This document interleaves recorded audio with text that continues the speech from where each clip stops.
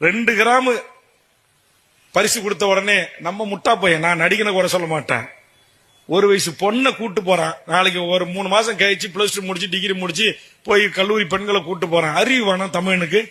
அவன் பெத்து வளர்த்து ஒரு ஆளாக்கிய பெண்ணு, நாளைக்கு மாற்றான் மனைவியாக வாழ வேண்டிய ஒரு பெண்ணு, அப்பா யாருக்கால ஆத்தா யாருக்கால ஆயிரக்கணக்கான ஊடக பத்திரிகை யாருக்கால ஒரு சினிமா கூத்தாடி பையனை கட்டி பிடிச்சி கொடுக்கறது அனுமதிக்கிற எந்த நடிகனுக்கு செய்யறது? இது என்ன ஈன பிறவி? தமிழுடைய பிறவியா இது?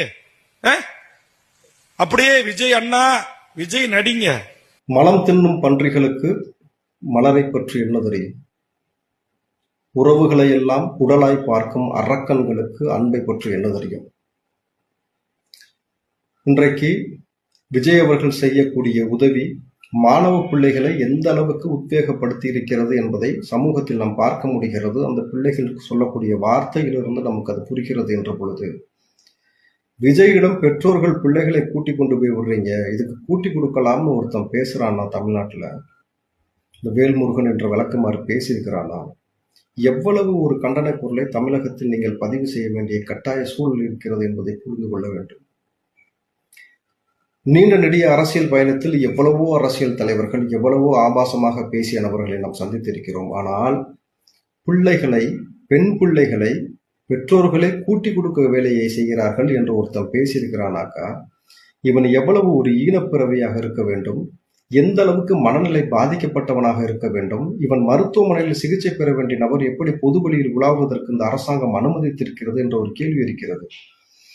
பெண்களை போற்றக்கூடிய, பெண்களை வணங்கக்கூடிய இந்த தமிழ்நாட்டில் இருக்கக்கூடிய ஒவ்வொரு மனிதர்களும் இந்த வேல்முருகனை எதிர்க்க வேண்டிய கட்டாயத்தில் இன்று இருக்கிறோம்.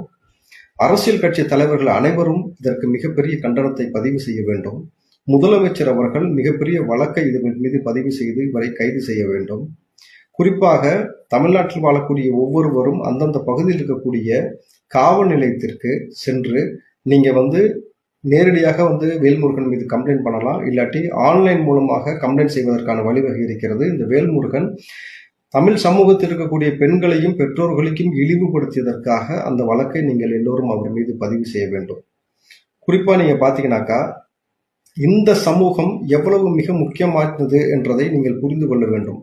ஏனென்றால் பிள்ளைகள் அடுத்த தலைமுறைக்கு படிக்க வேண்டிய ஒரு கட்டாய சூழல் இங்கு இருக்கிறது. ஏனென்றால் சாதிய பாகுபாடு ஒரு பக்கம், சாராயம் ஒரு பக்கம், இந்த சமூகத்தில் பிளவாடக்கூடிய பல வேலைகள் நடந்து கொள்ள பொழுது பிள்ளைகள் எவ்வளவு ஒரு உத்வேகத்தோடு படித்துக் கொண்டிருக்கிறார்கள். இந்த பிள்ளைகளை இவ்வளவு இழிவுபடுத்திய வேல்முருகனை என்ன செய்தால் தகும் என்றதை நீங்கள் நீதிபதி அவர்கள் நீங்கள் முடிவெடுக்க வேண்டும். ஏனென்றால் பல வழக்குகளை நீங்கள் சுமோட்டோ வழக்காக எடுத்திருக்கும் பொழுது இந்த வழக்கையும் சுமோட்டோ வழக்காக எடுக்க வேண்டும். மனித உரிமை ஆணையம் இதை நீங்கள் கவனத்தில் கொள்ள வேண்டும். மாதர் சங்கங்கள் நீங்கள் இதை கவனத்தில் கொள்ள வேண்டும்.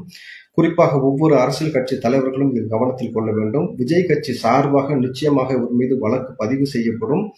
இதை போற போக்கில் கடந்து போகக்கூடிய செய்தியாக இது கிடையாது. ஏனென்றால் கல்விக்காக படித்து இந்த சமூகத்தில் மேம்பட்ட நிலைக்கு வர வேண்டும் என்பதற்காக உழைத்து படித்த மாணவ பிள்ளைகளையும் பெற்றோர்களையும் கூட்டி கொடுக்கலான்னு ஒருத்தன் பேசுறானா, இவ்வளவு இழிவா ஒருத்தனால தமிழ்நாட்டில் பேச முடியும்னா இவ்வளவு செருப்பால் அடிச்சாலும் தகும் என்பதுதான் ஒவ்வொரு தனிப்பட்ட மனிதனுடைய கருத்தாகவும் இருக்கிறது பொழுது, இந்த வேல்முருகன் என்ற வழக்கமாறை சட்ட ரீதியாக பல நபர்கள் இவரை சிறையில் தள்ளுவதற்கான முனைப்பை எடுக்க வேண்டும். இல்லாமல் போனால் சமூக ரீதியாக இவனுக்கு ஏற்படக்கூடிய நிலைமை மோசமானதாக ஆகிவிடக் கூடாது என்பதற்காக தமிழ்நாடு அரசிற்கு ஒரு வேண்டுகோள் வைக்கிறோம். இவர் மீது வழக்கு பதிவு செய்து இவரை நீங்கள் சிறையில் தள்ள வேண்டும். நன்றி.